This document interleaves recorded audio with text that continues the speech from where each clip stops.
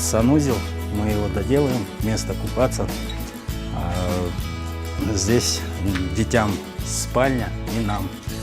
Ну, как бы спальня. В первую очередь вот эти комнаты как бы хотим сделать, быстро побелить, покрасить. Ну и отопление там, всякое такое. Все по ходу уже до осени, до зимы, в общем, надо вселиться.